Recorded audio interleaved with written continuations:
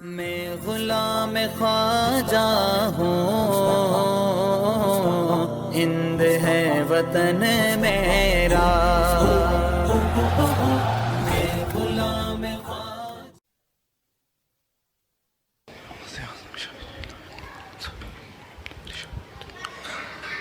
بسم اللہ الرحمن الرحیم وبہ نستعین الحمد للہ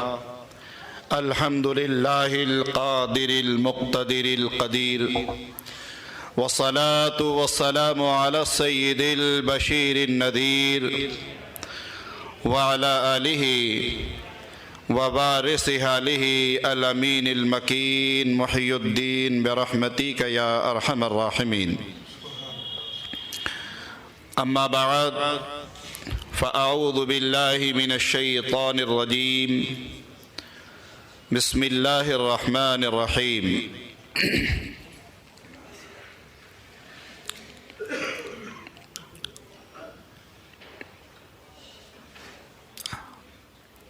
هل جزاء الإحسان إلا الإحسان۔ سبحان اللہ سبحان اللہ۔ صدق اللہ مولانا العظیم وصدق رسوله النبی الامین المکین الکریم ونحن على ذلك لمن الشاہدین والشاکرین والحمد للہ رب العالمین۔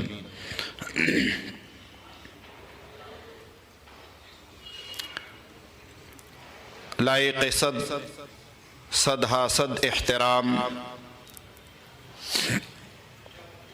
برادر طریقت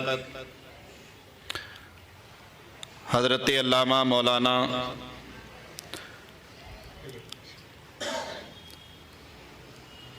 صدر سیرت کمیٹی خطیب و امام مسجد حاضہ حضرت مولانا غلام احمد صاحب قبلہ قادری،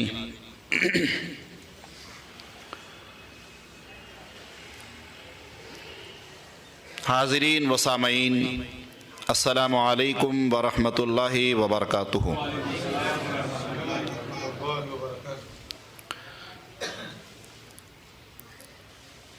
کچھ عرض و معروض سے قبل آئیے ہم اور آپ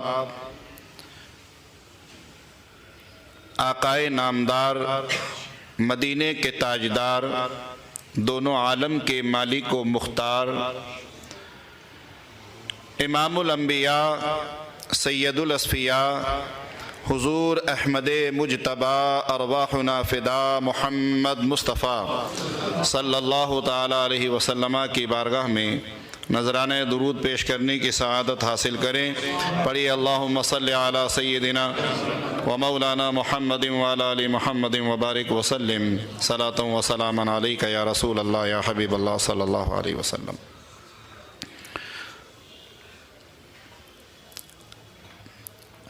اللہ تبارک و تعالیٰ کا بے شمار احسان عظیم ہے۔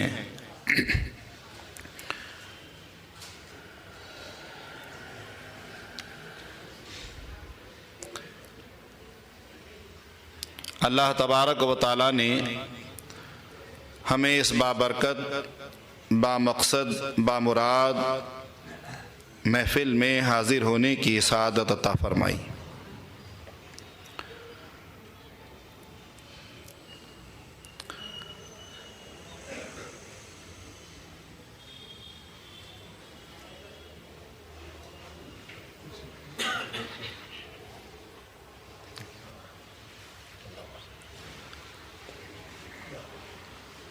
درود پاک پڑھے، اللہم صلی علی سیدنا محمد وآلہ وصحبہ وبارک وسلم صلاۃ و سلام علیک یا رسول اللہ یا حبیب اللہ صلی اللہ علیہ وسلم۔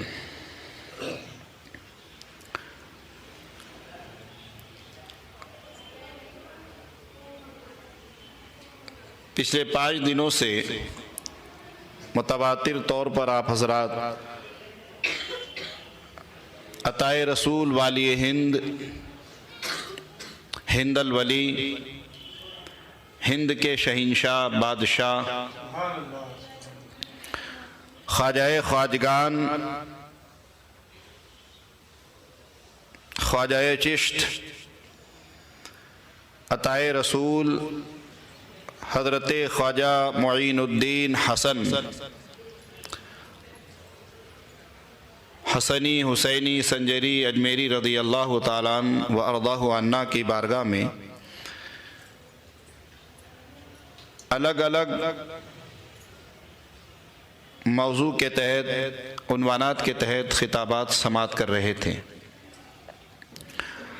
اور بہت کچھ الحمدللہ برادر طریقت حضرت مولانا غلام احمد صاحب سے آپ نے سن لیا ہے۔ ہو سکتا ہے کہ مجھ سے بہتر آپ کو انہوں نے سنایا ہو، کچھ باتیں جو انہوں نے سنائی میری زبان سے پھر وہ دوبارہ ہو سکتا ہے اس کا ذکر ہو۔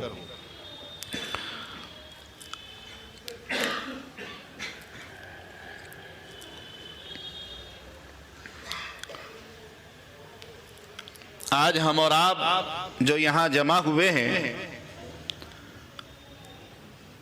یہ جمع ہونا ہی بتا رہا ہے کہ ہند الولی عطائے رسول خواجہ خواجگان سرکار غریب نواز اگر ہندوستان میں آتے ہی نہیں تو ہم اور آپ یہاں جمع ہوتے ہی نہیں۔ سب سے پہلی بات تو یہ ہے کہ ہمارا یہاں جمع ہونا یہی سب سے بڑا سرکار غریب نواز کا احسان ہے، اور احسان کے متعلق قرآن نے یہ فرمایا ہے کہ حل جزاء الاحسان، حل کیا جزا بدلہ، احسان کا کیا بدلہ ہے؟ خود اللہ نے سوال کیا کہ احسان کا بدلہ کیا ہو سکتا ہے؟ احسان کئی طریقے کے ہوتے ہیں۔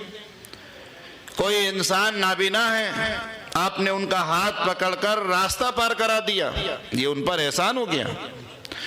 کوئی انسان بیمار ہے، اسے دواؤں کی ضرورت ہے، آپ نے دوائیں دلا دی، یہ آپ کا احسان ہو گیا۔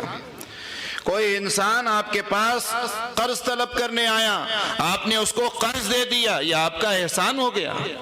لیکن ایک احسان جو ہند الولی نے ہم پر کیا ہے، ہم ہر احسان کا بدلہ دے سکتے ہیں۔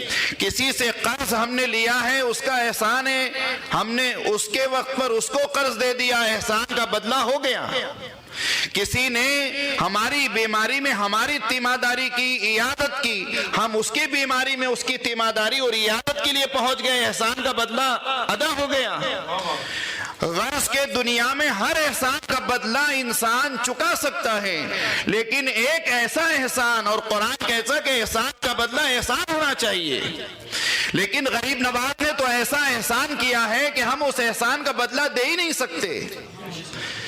احسان کا بدلہ چکانے کے لیے وہی احسان کیا جائے، تب جا کر بات سمجھ میں آتی کہ یہ احسان میں نے اس پر کیا تھا، وہی احسان اس نے مجھ پہ کر دیا، بات برابر ہو گئی۔ مگر غریب نواز نے ہم پر جو احسان کیا ہے وہ احسان یہ ہے کہ غریب نواز نے ہمیں اللہ سے ملایا ہے۔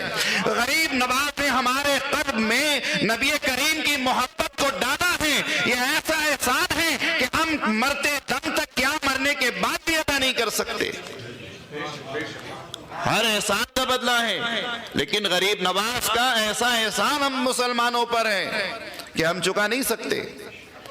تو اب ہم نے طے کر لیا کہ غریب نواز آپ نے ہم کو اسلام، ایمان دیا ہے، قرآن دیا ہے، رسول اللہ صلی اللہ علیہ وسلم کی محبت ہمارے قلب میں آپ نے ڈالی ہے، نبی کریم صلی اللہ علیہ وسلم کے در تک پہنچایا ہے، رسول اللہ کا عاشق بنایا ہے۔ تو غریب نواز جب آپ نے ہمارے دل میں رسول اللہ کی محبت ڈالی ہے تو ہم اپنے دل سے آپ کی محبت کو کبھی ختم نہیں ہونے دیں گے۔ آپ نے اللہ کے قریب کیا ہے، آپ نے ہمیں ایک الہ، ایک معبود کی بندگی اور عبادت کرنے کا سلیقہ دیا ہے، اور ہندوستان کی سرزمین پر رہنے والے ہم اتنے خوش نصیب ہیں کہ خود عطائے رسول غریب نواز فرماتے ہیں کہ میں سرکار مدینہ صلی اللہ علیہ وسلم کی بارگاہ میں حاضر ہوا، آقا علیہ السلام کی بارگاہ میں قصد کیا کہ اب میں مدینہ میں ہی رہوں گا۔ جب یہ ارادہ عطائے رسول فرما چکے تو فرماتے ہیں کہ نبی کریم صلی اللہ علیہ وسلم نے فرمایا معین الدین تم دین کے معین ہو، تم میرے دین کے معین ہو، اور تمہیں دین کی خدمت کے لیے ہندوستان جانا ہے۔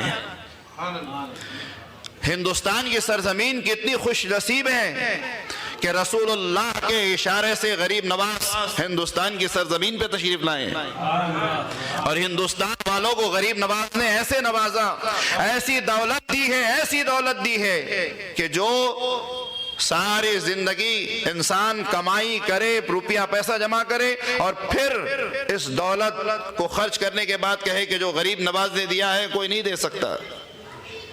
وہ عظیم دولت، ایمان کی دولت ہمیں عطا رسول نے عطا کی۔ یہی عطا رسول سلطان الہند جنہیں کہا جاتا ہے۔ کیسے سلطان ہیں، کیسی بادشاہت ہے، کیسی سلطانی ہے غریب نواز علیہ رحمہ کی۔ ملاحظہ فرمائے، آپ کی والدہ ماجدہ فرماتی ہیں چونکہ حسنی اور حسینی سادات ہیں تو امام حسین کا رنگ بھی ہے، تو امام حسین کے جیسی سخاوت و محبت اور صبر بھی ہے۔ سرکار غریب نواز علیہ رحمہ حضرت ام الورا فرماتی ہے کہ مادر شکن میں جب غریب نواز کی جلوہ گری ہوئی اور حرکات و سکانات کے معاملات جب بچہ شروع کرتا ہے تو فرمایا کہ میں نے معین الدین کو دیکھا کہ جب معین الدین حرکات و سکانات کے دور میں مادر شکم میں تھے تو کوئی آواز آیا کرتی تھی، فرماتی ہے کہ جب میں نے وہ آواز سنی تو میرا بیٹا معین الدین اپنے پیٹ سے یہ اعلان کر رہا تھا کہ نہیں ہے کوئی معبود سوائے اللہ کے، محمد اللہ کے رسول ہے۔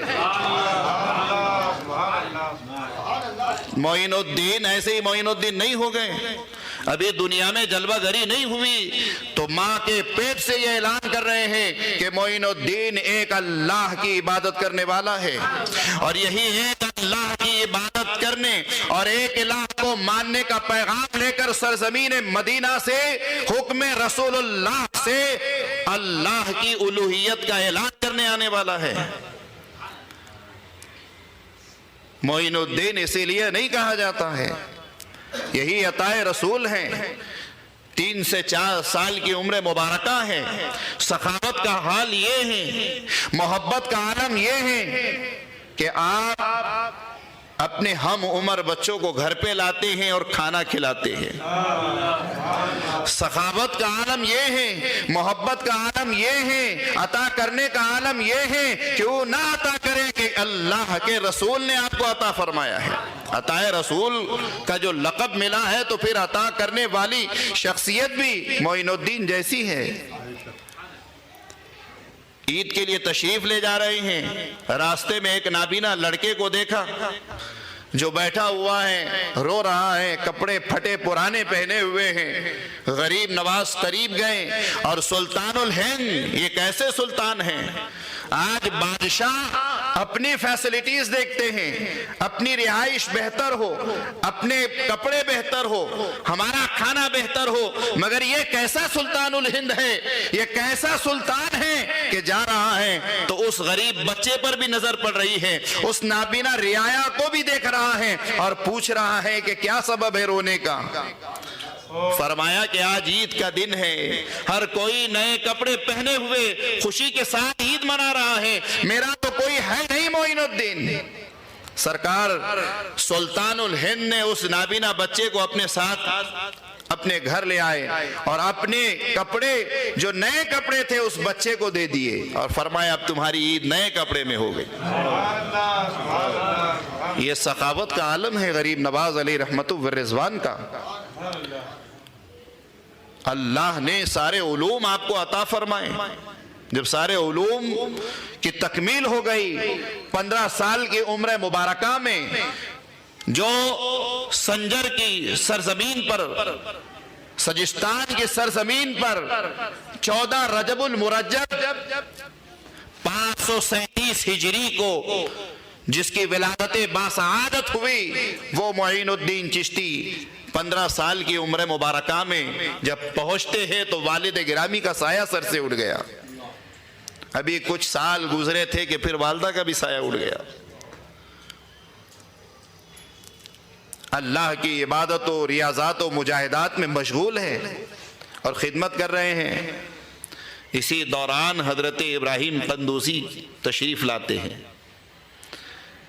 جانتے ہیں معین الدین کے حال کو، اور آپ کے مرید خاص حضرت خواجہ قطب الدین بختیار کاکی رحمت اللہ علیہ، یہ سب سے پہلے مرید ہے. سرکار غریب نواز کے سب سے پہلے مرید حضرت خواجہ قطب الدین بختیار کاکی. آپ اپنی ارادت کا واقعہ سناتے ہیں کہ میں مرید ہونے کے لیے کئی جگہوں پر گیا، بڑے بڑے میں نے عرفاء دیکھے، بڑے بڑے اولیاء اللہ کے دربار میں حاضری دی، دل کہیں سے مطمئن نہیں ہوا.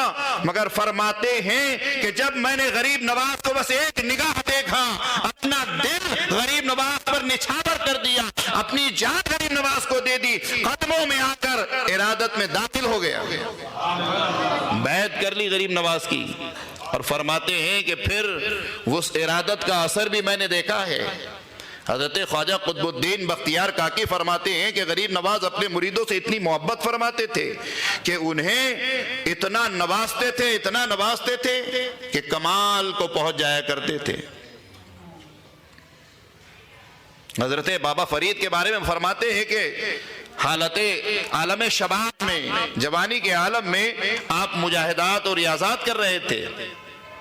جب یہ کیفیت غریب نواز نے دیکھی تو بڑے خوش ہوئے، اور حضرت بابا فرید گنج شکر کو حضرت قطب الدین بختیار کاکی فرماتے کہ اتنا نوازا کہ با کمال کر دیا. مریدوں پر اتنی محبت اور اتنی شفقت، اور غریب نواز مریدوں کو اتنا چاہتے تھے. اور وہی چیز الحمدللہ یہاں ہر سلسلے سے وابستہ ہے. میں یہ نہیں کہوں گا، لیکن الحمدللہ ہم نے ہمارے پیر میں یہ چیز دیکھی ہے. حضور تاجدار اہل سنت کو کسی نے دیکھا ہے تو وہ عرس قادری میں دیکھے کہ ہم نے ہمارے پیر میں یہی غریب نواز کی عجیب اور غریب ادا نرالی دیکھی ہے. اور اس کا موقع ہے، سردی کا موسم ہے. حضور تاجدار اہل سنت خود اپنے مریدوں کی خبر گیری کے لیے آ رہے ہیں، رضائی ہے کہ نہیں، گادی بچھی ہوئی ہے کہ نہیں، کھانا کھایا کہ نہیں. ایک پیر مریدوں کا خیال کر رہا ہے. پیر ایسا ہونا چاہیے، پیر اسی کو کہتے ہیں. اور حضور غریب نواز نے بھی یہی ارشاد فرمایا کہ پیر اسی کو کہتے ہیں جو دنیا میں بھی کام آئے اور آخرت میں بھی کام آئے. فرمایا کہ مرید ہونے کا مقصد یہی ہوتا ہے کہ پیر تمہیں نہ دنیا میں تنہا چھوڑے نہ آخرت میں تنہا چھوڑے. حضور غریب نواز نے فرمایا کہ پیر کہتے ہی اسے ہیں جو نہ دنیا میں مریدوں کو تنہا چھوڑتا ہے نہ آخرت میں تنہا چھوڑتا ہے. سرکار غریب نواز اس حدیث کے بڑے پابند تھے. پڑوسیوں کا حق، رسول اللہ صلی اللہ علیہ وسلم نے فرمایا کہ اپنے پڑوسیوں کا حق ہے. حضرت خواجہ قطب الدین فرماتے ہیں کہ جب بھی کوئی پڑوسی میں کوئی معاملہ ہوتا، چاہے کسی بھی طرح کا معاملہ ہو، اور فرماتے ہیں کہ اکثر میت کا معاملہ ہوتا تو سرکار غریب نواز پڑوسی کی میت میں شریک ہوتے، یہاں تک کہ اس میت کو دفنا دیا جاتا، مرحوم کو تدفین کر دیا جاتا، لوگ نکل جاتے، اس کے باوجود بھی غریب نواز کھڑے رہتے. اب غریب نواز کی اس ادا کو دیکھیے، اور مسلم شریف کی اس روایت کو دیکھیے جس میں حضرت ابو ہریرہ فرماتے ہیں کہ نبی کریم صلی اللہ علیہ وسلم بعد اوقات میت کے دفنانے کے بعد صحابہ اکرام سے فرماتے واستغفروا اخیکم، فرماتے ہیں کہ صرف تم نے اپنے بھائی کو دفنا دیا، تمہاری ذمہ داری ختم نہیں ہو گئی. رسول اللہ ارشاد فرما رہے ہیں کہ تمہاری ذمہ داری یہ ہے کہ جب تم اپنے بھائی کو دفناؤ تو اس کے دفنانے کے بعد اس کے لیے اللہ کی بارگاہ میں مغفرت کی دعا کرو. رسول اللہ نے جس بات کی تعلیم دی ہے اس پر عمل کرتے ہوئے غریب نواز نظر آ رہے ہیں، سنت کئی ترک کرتے ہوئے نظر نہیں آتے. حضرت خواجہ قطب الدین فرماتے کہ ایک مرتبہ اسی طرح آپ نے دیکھا میت کو دفنا دیا گیا لیکن غریب نواز کھڑے رہے، اور عجیب معاملہ تھا کہ چہرے کا رنگ بدل گیا. چہرے کا رنگ بدل گیا.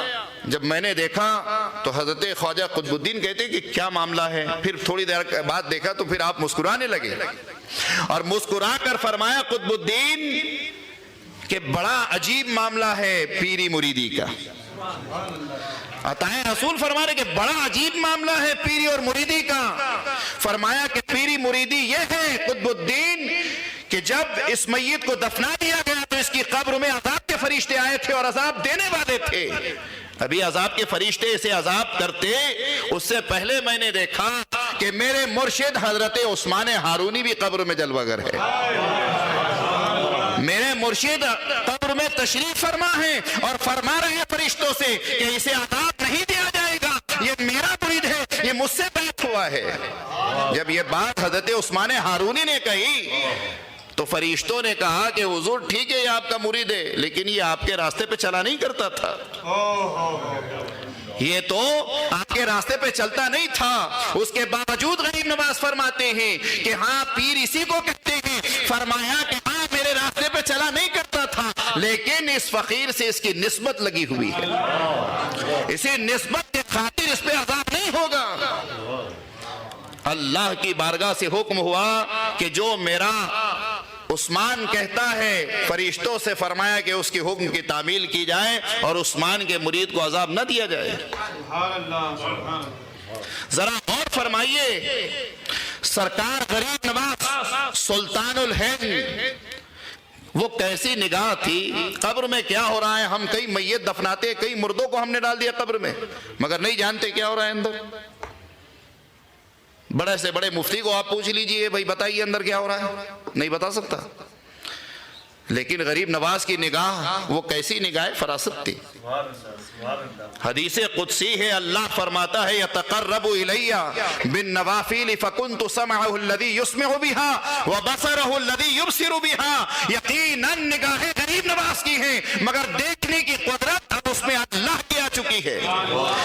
دیکھ تو غریب نواز رہے ہیں، مگر خدا کی قدرت سے دیکھ رہے ہیں کہ عذاب ہو رہا ہے کہ نہیں ہو رہا ہے، قبر میں مردے کی کیفیت کیا ہے یہ بتا رہے ہیں غریب نواز۔ اور غریب نواز سلطان الہند یہ بتا رہے ہیں کہ صرف عذاب ہی نہیں ہو رہا بلکہ عذاب کے فرشتے آئے تھے، یہ بھی دیکھ رہے ہیں کہ مرشد بھی آئے ہوئے ہیں، یہ بھی دیکھ رہے ہیں کہ پیر آئے ہوئے، یہ بھی دیکھ رہے ہیں کہ صرف پیر آئے نہیں ہیں بلکہ اپنے مرید کو عذاب سے بچا کر جا بھی رہے ہیں۔ کیسی نگاہیں ہیں وہ۔ لوگ انکار کرتے ہیں کہ کوئی کچھ نہیں دیکھ سکتا۔ لوگ تو نبی کریم کے متعلق کہتے کہ پیٹھ کے پیچھے کا علم نہیں تھا رسول اللہ صلی اللہ علیہ وسلم کو۔ ارے رسول پاک کا مقام و مرتبہ تو بہت بلند و بالا ہے۔ اسی خان وادی کی ایک عظیم شخصیت غریب نواز دیکھ رہی ہے کہ عذاب کے فرشتے آئے ہوئے ہیں۔ سلطان الہند آپ کو کہا جاتا ہے۔ اسی سلطان الہند کو دیکھ لیجئے، آپ کی بارگاہ میں ایک شخص حاضر ہوا اور اس نے عرض کیا کہ حضور میں کئی دن سے فاقے سے ہوں، کھانا وانا کچھ ہے نہیں، برکت ہے نہیں۔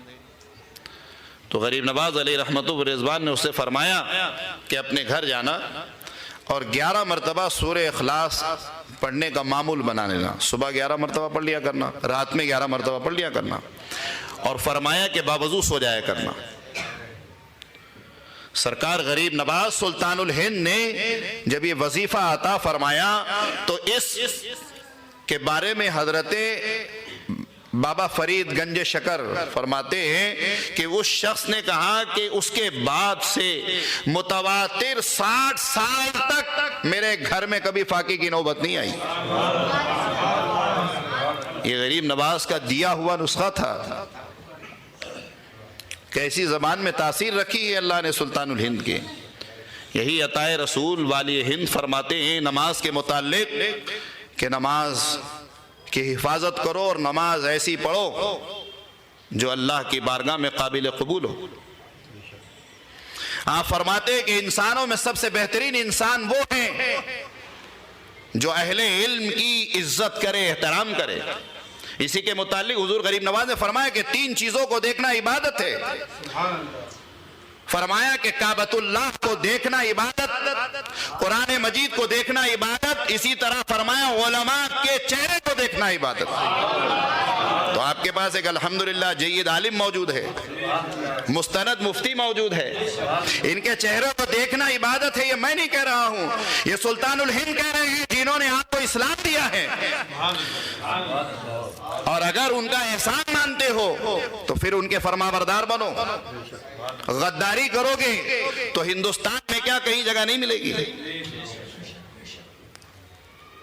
علماء کا احترام کرنا، علماء کی عزت کرنا، یہ غریب نواز نے سکھایا ہے۔ فرمایا علماء کے چہرے کی زیارت کرو، اور غریب نواز علی رحمٰن نے فرمایا کہ اپنے پیر کی بھی زیارت کرو، اپنے پیر کو دیکھنا بھی عبادت ہے، پیر کی زیارت بھی عبادت ہے۔ سلطان الہند عطائے رسول فرماتے ہیں کہ انسان اگر فرائض کے معاملے میں کوتاہی کرے تو اللہ کا ایک فرشتہ یہ کہتا ہے کہ تو نے فرائض میں کوتاہی کی ہے۔ غریب نواز فرماتے ہیں کہ جو فرائض میں کوتاہی کرتا ہے وہ اللہ کی بخشش سے دور کر دیا جاتا ہے۔ ہم اللہ سے بخشش مانگتے ہیں تو پھر ہمیں فرائض کی کوتاہی نہیں کرنی چاہیے۔ فرائض کی تاکید فرماتے ہوئے، فرائض کی تلقین فرماتے ہوئے فرماتے، اور سنت رسول کی طرف بھی اشارہ فرماتے ہیں کہ جو سنت رسول ترک کرتا ہے وہ رسول اللہ کی شفاعت سے محروم کر دیا جاتا ہے۔ ذرا غور فرمائیے۔ اور غریب نواز وہی چیز کر رہے ہیں جو رسول اللہ نے فرمائی ہے۔ کوئی ایک چیز نہیں ہے جو ہٹ کرے، حدیث سے ہٹی ہو، قرآن سے ہٹی ہو۔ نبی کریم کی بارگاہ میں عرض کیا گیا، یا رسول اللہ صلی اللہ علیہ وسلم، کفضل الرجلین، دو لوگ ہیں، اس میں فضل والا، فضیلت والا، محترم احترام والا کون ہے؟ ایک فرمایا احد ھذا رجل، کہ فرمایا ایک آدمی جو عابد ہے، عبادت کرنے والا ہے، اور دوسرا عالم ہے۔ تو نبی کریم نے فرمایا کہ یہ جو عابد ہے، عبادت کرنے والا ہے، گرچہ یہ رات بھر عبادت کرتا ہو، اس سے افضل اور فضیلت والا عالم ہے۔ جس کی فضیلت رسول اللہ بتا رہے ہیں، اسی فضیلت کے متعلق رسول پاک کی اسی فضیلت کے متعلق سرکار غریب نواز فرما رہے ہیں کہ عالم کو دیکھا کرو، عالم کے چہرے کو دیکھنے میں عبادت ہے۔ حضور غریب نواز علی رحمت الرضوان کی شان اور عظمت کا کیا کہنا۔ ابھی دہلی میں بادشاہ منتخب نہیں ہوا ہے، فراست دیکھیے، کمان ہند دیکھیے، شان اور عظمت دیکھیے۔ سلطان الہند ایسے ہی نہیں کہا جاتا۔ آج غریب نواز آج نہیں، پہلے سے جسے چاہتے ہیں ہندوستان کا سلطان بنا دیتے ہیں، بادشاہ بنا دیتے ہیں۔ ابھی التمش بادشاہ بنے نہیں ہیں دہلی کے۔ غریب نواز علی رحمہ کی بارگاہ میں عرض کیا گیا کہ فلاں شخص سے تیر وغیرہ ہے لے کر آیا ہے، تو فرمایا کہ یہ دہلی کا بادشاہ ہوگا۔ اب جب یہ دہلی کے بادشاہ بنے تو حضرت قطب الدین بختیار کاکی کی ارادت میں داخل ہوئے، خدمت کرنے لگے پیر و مرشد کی۔ ایک مرتبہ جب اپنے پیر و مرشد کے ساتھ سفر فرما رہے تھے دہلی کا، تو ایک فاحشہ نے الزام لگایا کہ بادشاہ سلامت انصاف کرے، آج میں تم سے انصاف اور عدل کی گہار لگاتی ہوں، انصاف طلب کرتی ہوں، کیا انصاف چاہیے؟ فرمایا میرا اس سے نکاح کرا دو، ورنہ بہت بڑا عذاب آ جائے گا، بہت بڑا گناہ ہو جائے گا۔ فرمایا کہ یہ جو میرے پیٹ میں بچہ ہے، میں جو حمل سے ہوں، ان کی وجہ سے ہوں۔ جنہیں تم ولی کہتے ہو، اپنا مرشد کہتے ہو، اپنا پیر کہتے ہو، اتنا سننا تھا کہ حضرت خواجہ قطب الدین بختیار کاکی علیہ رحمہ نے اپنے مرشد کامل، عطائے رسول، والی ہند، شہنشاہ ولایت، سرکار ہند الولی خواجہ خواجگان معین الدین کو پکارا مدد کے لیے۔ جیسی مرید نے اپنے پیر کو پکارا، غریب نواز اجمیر کی سرزمین پر تھے، مگر مرید کے پکارنے سے پہلے سرزمین دہلی پر موجود ہے، دہلی تشریف لا چکے ہیں۔ جب دیکھا سارا ماجرا تو غریب نواز نے اپنے عصا مبارکہ کو حضرت اس عورت کے پیٹ پر لگایا تو اس بچے نے بے ساختہ کہا کہ میری جو ماں ہے وہ غلط کہتی ہے، غلط الزام لگاتی ہے حضرت قطب الدین بختیار کاکی پر۔ تو جس کے عصا میں اللہ نے یہ طاقت رکھی ہو کہ شکم میں جو بچہ ہے وہ بول اٹھے، اس شخصیت کا نام سلطان الہند ہے، سلطان الہند عطائے رسول ہے۔ اور کیوں نہ ہو کہ جسے خود رسول اللہ نے شیخ المشائخ قطب الاقطاب کہا ہو، اور کیوں نہ ہو کہ سرکار عطائے رسول فرماتے ہیں کہ جب میں قرآن مجید صبح پڑھا کرتا تھا اور رات سے پہلے قرآن کی جب تلاوت مکمل کر لیا کرتا تھا تو اللہ کی بارگاہ سے غیب سے آواز آتی کہ معین الدین ہم نے تمہارا ختم قبول فرما لیا۔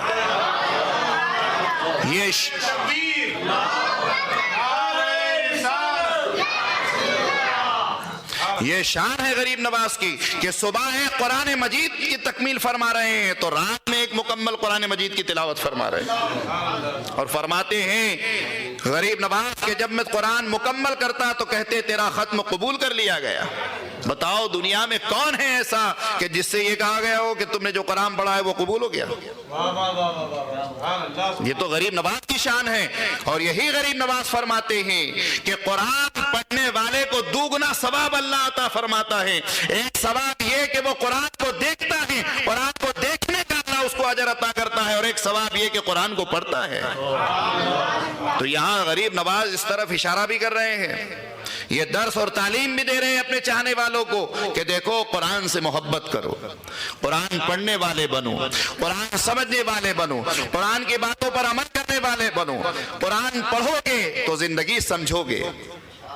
کئی لوگ ایسے بھی قرآن پڑھتے ہیں مگر ہم نے دیکھا ہے قرآن کو ایسے لٹکا کے چلتے ہیں۔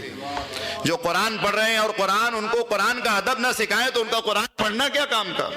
کیونکہ اگر قرآن پڑھیں تو یہی قرآن ماں باپ کا ادب سکھاتا ہے، یہ کہہ کر کہ اف ولا تنہرہما وقل لہما قولا کریما۔ قرآن کہتا ہے کہ ماں باپ کے سامنے اف نہ کرو، پھر کیا کرو؟ قولا کریما۔ جب اپنے ماں باپ سے گفتگو کرو تو اکرام کے ساتھ، تکریم کے ساتھ، ادب کے ساتھ کرو۔ یہی قرآن تمہیں ماں باپ کا ادب سکھا رہا ہے، یہی قرآن مصطفیٰ کا ادب بھی سکھا رہا ہے، یہی قرآن اولیاء اللہ کا ادب بھی سکھا رہا ہے، یہ کہہ کر کہ الا ان اولیاء اللہ لا خوف علیہم ولا هم یحزنون۔ یہی قرآن تمہیں اولیاء اللہ کے قریب ہونے کی بھی تعلیم اور ادب دے رہا ہے، یہ کہہ کر کہ واصبر نفسک مع الذین یدعون ربهم بالغداة والعشی یریدون وجہہ۔ قرآن کہتا وَاصْبِرْ نَفْسَكَ مَعَ الَّذِينَ، ان کی معیت اختیار کرو، ان کی صحبت اختیار کرو، ان کے قریب بیٹھو جو رات دن اللہ کو یاد کرتے ہیں۔ غریب نواز فرماتے ہیں کہ جو بری صحبت میں بیٹھتا ہے فرمایا وہ بھی برا ہے، اور جو اچھی صحبت میں بیٹھتا ہے وہ اچھا ہے۔ فرمایا جس نے بری صحبت چھوڑ دی اس نے برائی چھوڑ دی، اور جس نے اچھی صحبت چھوڑ دی اس نے اچھائی چھوڑ دی۔ اسی لیے غریب نواز فرماتے ہیں کہ اچھوں کی صحبت میں رہو، تم سے اچھائی سرزد ہوگی، برائی کی صحبت چھوڑ دو تم سے برائی دور ہو جائے گی۔ سرکار غریب نواز علی رحمہ سے پوچھا گیا کہ سب سے بہترین عمل کیا ہے اور سب سے اچھا انسان کیا ہے، تو فرمایا سب سے بہترین عمل اور سب سے اچھا انسان وہ ہے جو بھوکوں کو کھانا کھلائے۔ آج غریب نواز کے نام پر یہ چھٹی کا اہتمام ہوتا ہے، نیاتوں کا اہتمام ہوتا ہے، سنی وہی کر رہا ہے جو غریب نواز نے کہا ہے، اسی پر عمل کر رہے ہیں الحمدللہ۔ روزانہ لنگر لگ رہا ہے روشن مسجد میں مولانا غلام صاحب کی محنت سے، اور جو لوگ ماشاءاللہ لنگر کا اہتمام کرتے ہیں اللہ ان کے رزق میں فراغی عطا فرمائے، وسعت و برکت عطا فرمائے، غریب نواز کا فیضان انہیں عطا فرمائے۔ انہوں نے غریب نواز کی نیاز کا اہتمام کیا، اللہ ان کے گھر کی نیاز کا اہتمام فرمائے، اللہ ان کے گھر کے رزق میں برکتوں کا اہتمام فرمائے۔ حاضرین آخری بات کہتا ہوں، سرکار غریب نواز علیہ رحمہ کی شان میں جتنی باتیں کہی جائے یا جتنے آپ کے اقوال آپ کے ارشادات بیان کی جائے کم ہیں، زبان اس کا ذکر کر نہیں سکتی۔ ایک سوال اٹھتا ہے کہ بھئی روشن مسجد میں 12ویں کی مجلس ہوتی ہے، 11ویں کی ہوتی ہے، محرم کی ہوتی ہے، چھٹی کی ہوتی ہے، یہ ساری مجلسوں میں اللہ کی تعریف نہیں ہوتی، غیر اللہ کی تعریف کی ہوتی ہے، جبکہ قرآن کہتا ہے الحمدللہ رب العالمین، تمام تعریفیں اللہ کے لیے، پھر اللہ کی تعریف کہاں ہے اس میں؟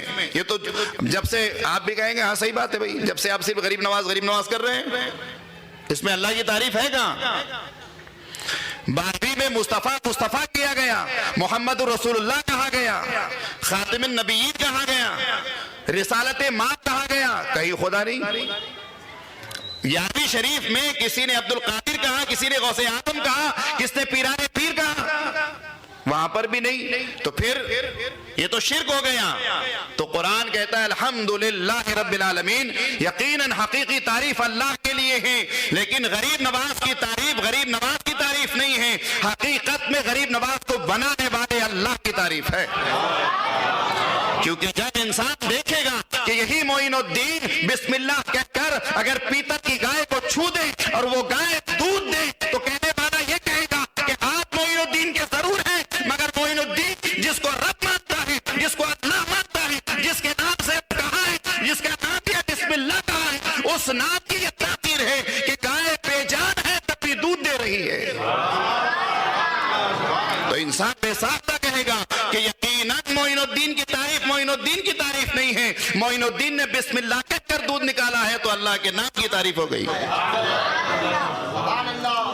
اور پھر قرآن نے بھی ایک اصول اور ضابطہ دیا ہے، اگر اللہ کے علاوہ کسی کی تعریف جائز نہ ہوتی تو قرآن نے رسول پاک کی تعریف میں کیا کیا نہیں کہا؟ قرآن نے کہا والعصر حبیب تیرے زمانے کی قسم کھا کر اللہ نے زمانے کی تعریف کی، فرمائے زمانے کی اس لیے قسم کہ اس زمانے میں مصطفیٰ موجود ہے، فرمایا لا اقسم بہذا البلد، اس شہر کی قسم اس لیے کہ حبیب اس شہر میں تو موجود ہے، شہر کی قسم کھا کر اللہ نے بتایا کہ یہ شہر کس لیے تعریف کی جا رہی ہے کہ حبیب اس میں موجود ہے، فرمایا والضحی واللیل اذا سجا، حبیب تیرے زلفوں کی قسم، کیوں زلفوں کی تعریف کی؟ فرمایا کہ حبیب کے زلف ہے، ان الصفا والمروہ من شعائر اللہ، فرمایا پہاڑ دنیا میں بہت سے ہیں مگر صفا مروہ کو کہا یہ میری نشانیاں ہیں، مولا تو نے اسے اپنی نشانیاں کیوں کہا؟ تو فرمایا اس لیے کہ میری محبوب بندی ہاجرہ اس پہ دوڑی ہے، اس لیے اس کی تعریف کر دی گئی۔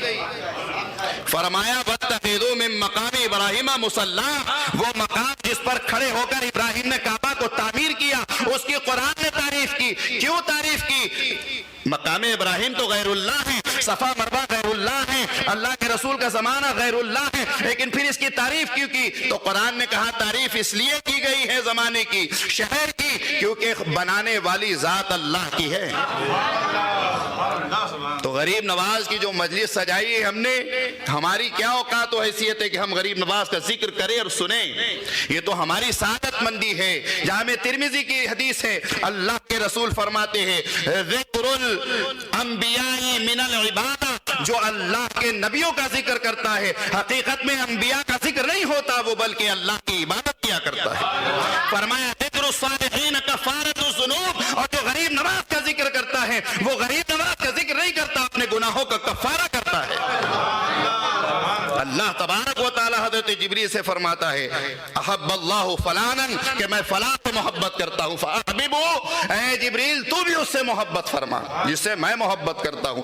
کون ہے جس سے اللہ محبت کرتا ہے؟ تو فرمایا جو میرے قریب ہوتا ہے اللہ اس سے محبت کرتا ہے۔ غریب نواز کو اتنا قریب کر دیا کہ زمین اختیار میں آ گئے غریب نواز کے، اور قرآن نے اس کی دلالت دے دی، دلیل دے دی یہ کہہ کر کہ وَلَقَدْ كَتَبْنَا فِي الزَّبُورِ مِن بَعْدِ الذِّكْرِ أَنَّ الْأَرْضَ يَرِثُهَا عِبَادِيَ الصَّالِحُونَ۔ فرمایا کہ غریب نواز زمین کے وارث ہیں، اور زمین نے بتایا حقیقت میں غریب نواز اس کے وارث ہے۔ کیسے ہیں؟ اونٹ بیٹھے ہوئے ہیں، غریب نواز نے فرمایا ٹھیک ہے تمہارے اونٹ بیٹھے رہیں گے، زمین نے کہا ہے، وارث نے کہا ہے اب چھوڑا نہیں جائے گا، وارث نے کہا ہے کیونکہ سلطان یہ ہے جب یہ کہیں گے جب چھوڑا جائے گا۔ اب اٹھ نہیں رہے ہیں، کوشش کی گئی، لاکھ کوششوں کے بعد بھی جب اٹھ نہیں اٹھے، پھر دربار غریب نواز میں حاضر ہوئے، فرمایا اٹھتے نہیں، کہا جاؤ، اٹھ کر کھڑے ہوں گے۔ اب زمین نے کہا، وارث نے کہا ہے، سلطان الہند نے کہا ہے آزاد کر دیا جائے گا۔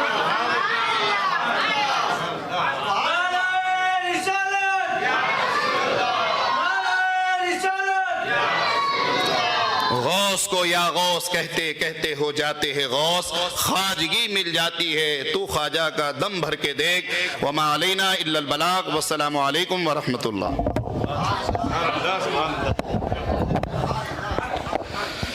یا نبی سلام علیک